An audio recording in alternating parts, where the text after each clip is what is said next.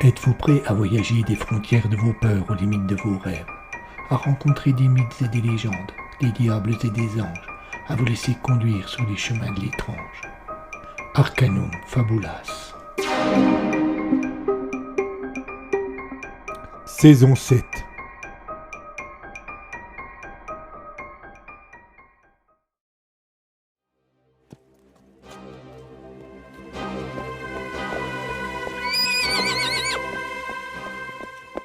Ce village nous semblait la proie idéale. Quelques paysans égarés au milieu d'une forêt.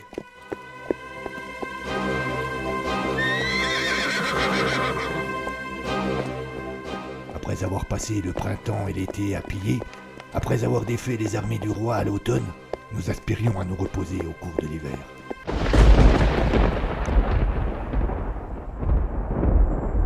Mais ce village n'était pas un village ordinaire, et son secret va nous mener en enfer. Cernunnos, la naissance du diable. Épisode 3. Quand nous arrivâmes à proximité du village indiqué par les commerçants, là où devaient se trouver les troupes qui se disaient royales, Gaënor décida de jouer la prudence. Nos hommes restèrent éloignés, à l'abri de la forêt toute proche, et seuls Thomas et moi nous rendîmes sur place. Il n'était pas loin de la mi-journée et pourtant, la seule rue du bourg était animée. Sous les regards méfiants des habitants du coin, des soldats avaient pris possession de la petite église qui se trouvait juste au milieu du village. Nous fûmes vite pris à partie par ces derniers. Deux gardes à l'allure impressionnante s'approchèrent de nous et nous interpellèrent. « Oh là, vous deux, vous n'êtes pas d'ici ?»« Non, effectivement. » répondit Gaënor après m'avoir adressé un regard pour m'inviter à le suivre dans son explication. « Nous nous rendons à Lyon, au marché. » Le garde eut un regard suspicieux. Il nous dévisagea de pied en cap. « Au marché ?» demanda-t-il. « Vous ne ressemblez pas à des marchands. » Le Gallois fit un sourire entendu et un petit clin d'œil. C'est vrai, nous espérons simplement gagner un peu d'argent en vendant nos services aux commerçants. Notre interlocuteur se tourna vers son camarade pour avoir son avis. Le second soldat opina du chef. « Très bien. Vous allez rester longtemps au village ?» Oh, messire, juste le temps de se reposer un peu, et puis nous reprendrons notre route. Le soldat ne répondit rien et s'éloigna. Gaënor l'interpella. « Excusez-moi, messire, y a-t-il une taverne par ici ?»« Juste à la sortie du village. »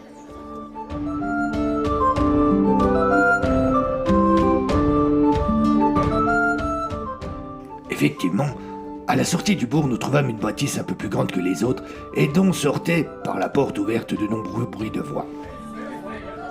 « C'est sûrement là !» faisais-je remarquer à Gaënor qui approuva. Nous entrâmes dans une salle assez grande mais sombre, et la première chose que je remarquai, c'est l'odeur pestilentielle. À la vue de mon expression contrariée, le Gallois ne put s'empêcher de sourire. « Courage !» me dit-il. « Nous sommes en mission. » Je tentai donc d'oublier mon désagrément et je me concentrai sur ce qui nous entourait. Il y avait là 5 ou 6 tables presque toutes occupées et majoritairement par des soldats reconnaissables à leurs armes. Nous avisâmes des places libres et nous nous y installâmes. Un gros type barbu au regard de travers s'approcha de nous et entra directement dans le vif du sujet. « Bonjour messieurs, vous avez de quoi payer ?»« Oui. » répondit Gaënor en sortant une pièce. « Et toi, tu as du vin ?»« Le meilleur à 10 lieues à la ronde, messire. » Il attrapa la pièce et s'en tourna chercher un broc et 2 gobelets en bois qu'il posa devant nous avant de les remplir d'une boisson rouge et épaisse. « Vous êtes de passage dans le coin ?»« Oui. » confirma simplement Thomas. Vous vous êtes perdu ?» Il laissa éclater un rire grand que nous accompagnâmes par politesse avant que je ne précise. Nous nous rendons à Lyon pour le marché. « Vous n'avez pas l'allure de marchand. » Nous ne le sommes pas. Confirma Gaënor. Simplement à la recherche de bonnes affaires. Il fit une courte pause avant de reprendre. En parlant de bonnes affaires, les vôtres ont l'air juteuses. D'un signe de la tête, le Gallois désigna les autres tables. Le tavernier se retourna pour comprendre ce qu'il voulait dire. « C'est vrai, la présence de la troupe dans notre village en inquiète certains, mais pour moi... » Il fit un clin d'œil entendu. Le bonhomme semblait affable et disposé à parler. C'était le moment de lui poser des questions. « Et ils sont là depuis longtemps ?» demandai-je d'un ton innocent. « Toujours. » Il se pencha en avant pour nous parler plus discrètement. « Ils se disent soldats du roi, à la recherche des grandes compagnies. Mais ils ne s'approchent pas d'Alas. C'est là-bas qu'ils sont, les temps revenus, avec leur chef Seguin. »« Et ils sont nombreux, ces soldats ?»« Je sais pas exactement. Peut-être une petite centaine, pas tout à fait. » Gaënor sourit et but une gorgée de vin. Ils vont avoir du mal à attaquer Alas avec si peu d'hommes. Fit-il remarquer. « Tout à fait. confirma le tavernier toujours à voix basse. Soit ils ne sont pas qui ils prétendent, soit ils attendent des renforts. Quelqu'un se rogla la gorge derrière nous. Un des soldats avait quitté sa chaise et s'était approché de notre petit groupe. Il nous toisait d'un air mauvais. Vous me paraissez bien curieux, nous dit-il. Le tavernier se redressa, très mal à l'aise, s'excusa et prit congé. Le soldat le regarda s'éloigner sans rien dire, puis revint sur nous. Vous permettez que je m'assoie un instant? Il n'attendit pas notre réponse et prit place entre nous deux. Excusez-moi, mais je n'ai pas retenu vos noms. C'est normal, l'ami, répondis-je en essayant de garder un peu de prestance. Nous ne vous avons rien dit, Et puis, ajouta Gaënor. nous ne sommes pas d'ici. Vous non plus. Nos noms ne vous diront rien. Le soldat nous dévisagea à tour de rôle, s'appuya sur la table et poursuivit. Bien, bien. Mais peut-on au moins savoir ce que vous venez faire ici? Sans hésiter, nous lui servimes notre mensonge habituel. Comme les autres, il nous fit remarquer que nous n'avions pas l'allure de marchands. Notre réponse était toute prête. C'est à ce moment que j'ai décidé de profiter de cette conversation imprévue pour tenter de récolter plus d'informations. Et vous? Il paraît que vous êtes soldat du roi? Il me toisa à nouveau avec le même sourire entendu. C'est bien ce que je disais. Vous êtes curieux. Très curieux. Trop curieux. Il fit un geste. Je ne l'avais pas remarqué, mais depuis qu'il nous avait rejoints, ses camarades suivaient nos échanges de loin. Et dès qu'il leva la main, ils le rejoignirent et nous entourèrent. Gaënor me fit un clin d'œil. Notre jeu était entendu. Il enchaîna immédiatement. Je te l'ai déjà dit 100 fois, Arthur. Tu n'es pas assez discret. Tu nous amènes des ennuis à n'en pas finir. Moi? Répondis-je faussement outré. Moi, je ne suis pas assez discret. C'est plutôt fort comme réflexion de la part d'un type qui a la langue aussi pendue que toi. Je n'ai pas la langue pendue, mon ami. Je suis juste affable. À qui veux-tu faire croire qu'un défaut pour moi serait une qualité pour toi? Tu t'égares de toute façon, car la question n'est pas de savoir quels sont tes défauts et quelles sont mes qualités. Non? Non. Alors c'est quoi la question? Comment prend-on le congé de nos amis soldats? Ça, c'est simple. Ah oui? On fait comme ça. Avant même que nos adversaires n'aient fini de savourer notre fausse dispute, j'étais debout et j'avais tiré de ma manche un petit couteau qui était toujours caché. Je faisais un demi-tour sur moi-même et plantais mon arme dans le cou du soldat derrière moi.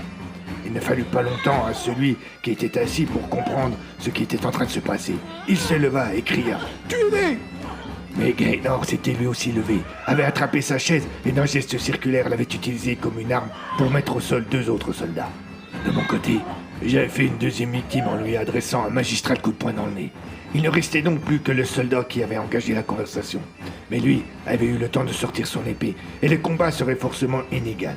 Nous prîmes donc la fuite sous le regard éberlué des autres clients de la taverne, dont certains, membres de la troupe, commençaient à comprendre ce qui venait de se passer et à réagir. L'espace d'un souffle de vent nous fûmes dehors, et nous scrutions les alentours à la recherche d'un échappatoire. Par chance, 5 chevaux étaient attachés près d'un abreuvoir à peine plus loin. Il ne nous fallut pas longtemps pour envoler 2 et partir à bride abattue en direction de la forêt. Nous entendîmes les cris de nos poursuivants, mais nous ne prîmes pas le risque de nous retourner avant d'être à l'abri des arbres. Notre constat fut terrible. Une troupe entière se lançait à notre poursuite. Nous devions prendre le galop et rejoindre au plus vite les nôtres pour espérer survivre. Mon cheval haletait, il soufflait et j'avais l'impression d'entendre battre son cœur. Mais il n'abandonnait pas et répondait en accélérant à chacune des sollicitations que je pouvais lui faire. Je gardais la tête basse afin d'éviter les éventuelles branches d'arbres et je priais pour que le sol ne fût pas trop glissant. À 2 ou 3 encablures devant moi, je voyais Gaënor qui maltraitait sa monture de la même manière que moi. Rapidement, il me parut que les cris de nos poursuivants s'éloignaient, mais cela ne suffisait pas encore à me rassurer. Je me souviens plus exactement combien de temps nous tinrent à cette allure, mais il y eut un moment où nos chevaux refusèrent de continuer et nous forcèrent à une pause. Thomas revint alors à ma hauteur, et d'un regard inquiet, il scruta les alentours. On dirait que nous les avons semés, lui fis-je remarquer à voix basse. C'est l'impression que j'ai, effectivement. Me répondit-il sur le même ton. Nous restâmes toutefois un moment silencieux, à traquer le moindre indice d'une présence indésirable. Mais hormis le vent, rien ne vint siffler à nos oreilles. Nous reprîmes donc notre chemin à une allure plus raisonnable.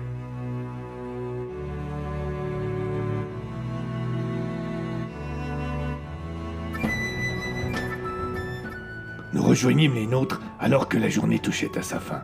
Par prudence, nous avions décidé de faire plusieurs détours avant de rentrer. Dès qu'ils nous virent, les hommes vinrent à notre rencontre et Claudius nous submergea de questions. Calme-toi, mon ami. Répondit Gaynor en lui mettant une main amicale sur l'épaule. Il y a effectivement des soldats dans ce village, mais ils ne sont pas assez nombreux pour attaquer Alas. Oui, confirmai-je. Il est probable qu'ils attendent des renforts, ce qui nous laisse encore un peu de temps pour nous préparer. Mais nous...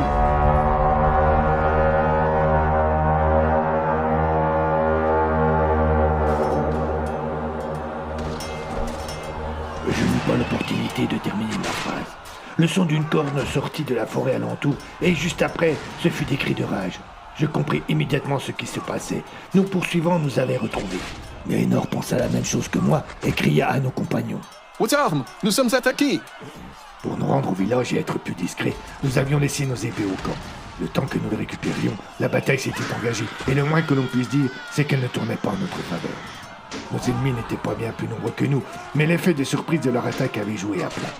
Tandis que je croisais le fer avec un grand gaillard borgne, je vis plusieurs de mes camarades tomber sous les assauts des royaux. Pour ma part, je parvins à me débarrasser de mon adversaire en lui plantant mon épée au niveau du cou. J'en cherchais un autre, et j'entendis la voix de Gaynor appeler à battre la retraite.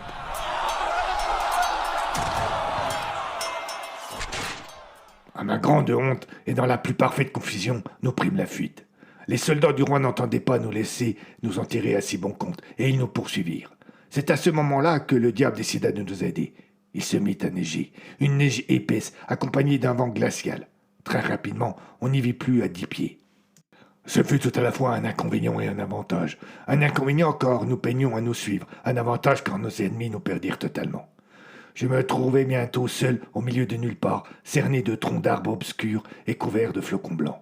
L'obscurité était totale et j'essayais de me préparer mentalement à passer une nuit complète au froid et sous la menace d'animaux sauvages. Mais le diable, toujours bon camarade, me fit un second présent. Je perçus bientôt des bribes de voix et en les suivant je retrouvai mes compagnons, ou du moins ce qu'il en restait, une vingtaine d'hommes parmi lesquels, Dieu merci, se trouvaient Gaynor, Claudius et Harold.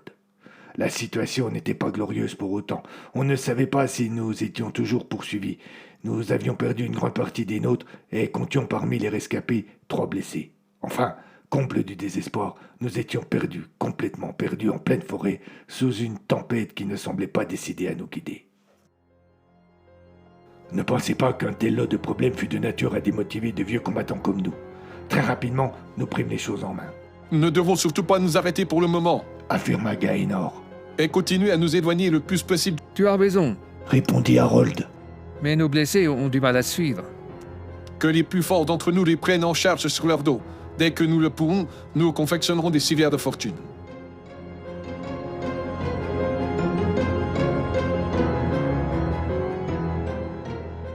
Elle n'était pas fière, la troupe qui reprit la route, en espérant y trouver son salut.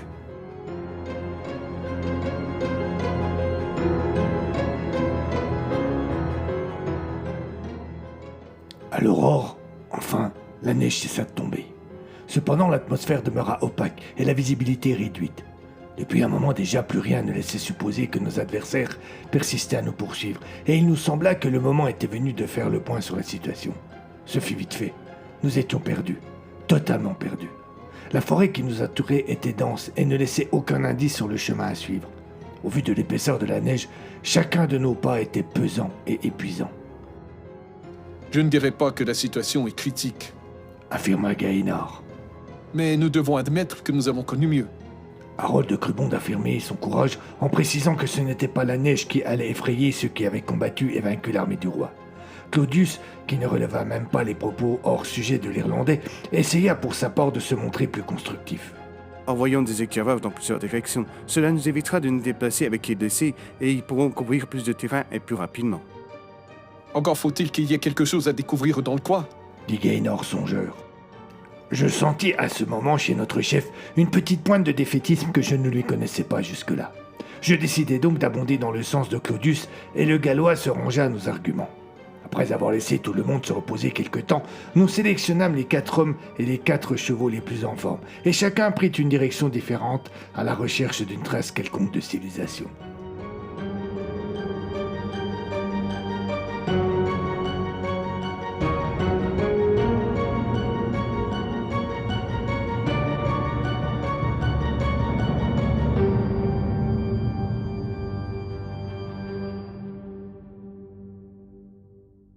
La journée fut-elle longue? Oui. Froide et enneigée de plus, car, loin de nous oublier, le ciel laissa bientôt s'échapper de ses nuages noirs une nouvelle tempête de flocons. Il nous était impossible en pareille situation d'espérer construire le moindre abri, et il n'était pas davantage envisageable de faire un feu, et ce, pour 2 raisons.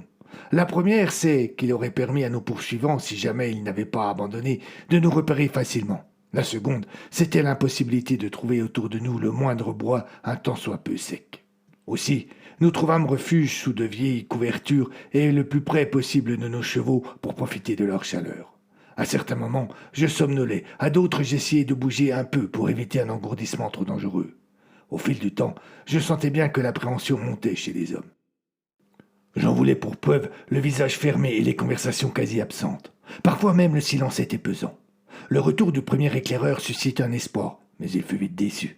Il n'avait rencontré que la forêt et avait dû faire demi-tour à l'approche d'un précipice infranchissable. Le second arriva un peu plus tard avec la même histoire, si ce n'est que pour sa part, c'était une rivière déchaînée qu'il avait bloquée. Lorsque les 2 derniers revinrent, nous apprîmes qu'une falaise abrupte et impossible à escalader fermait le chemin vers le nord et qu'un marais profond empêchait le passage à l'est. Ces descriptions m'interpellèrent et Gaynor remarqua ma préoccupation. Aussi m'interrogea-t-il sur le sujet. « C'est que, lui dis-je, quelque chose ne va pas. » De quoi?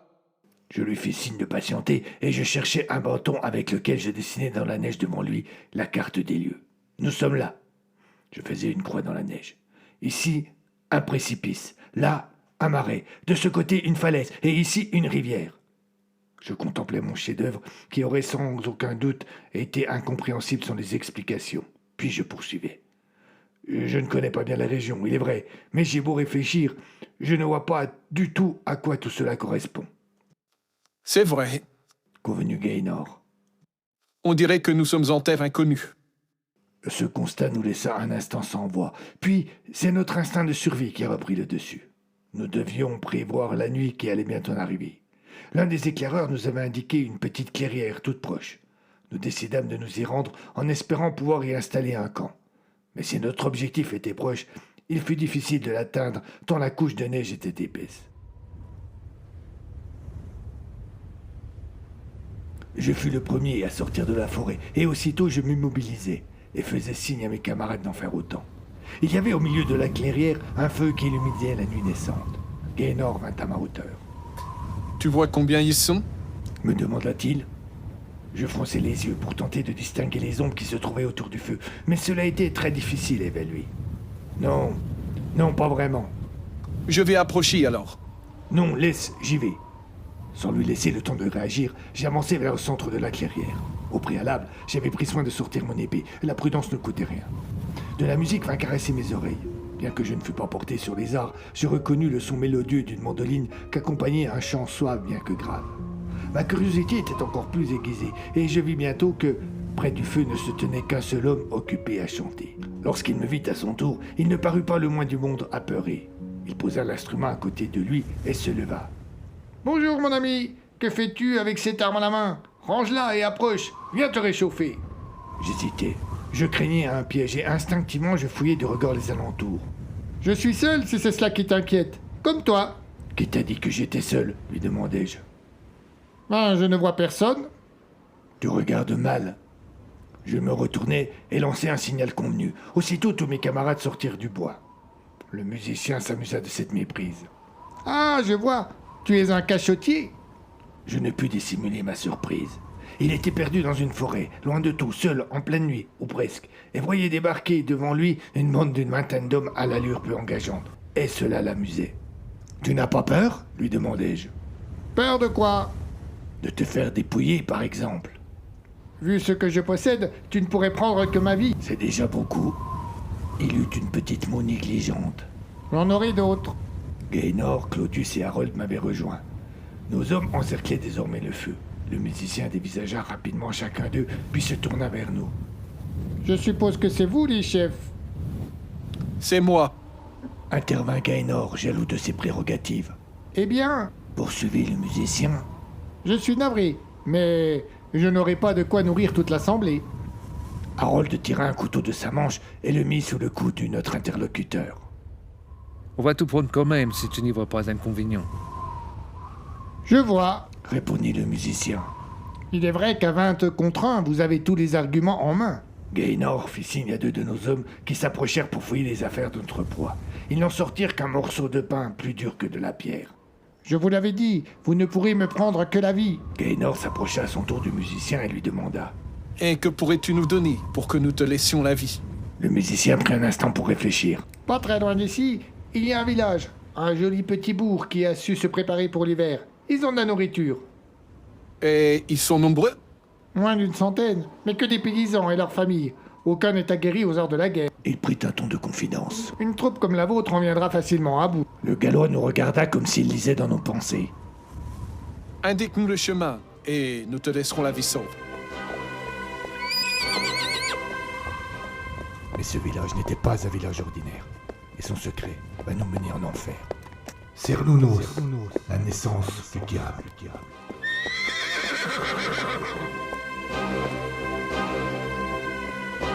À suivre.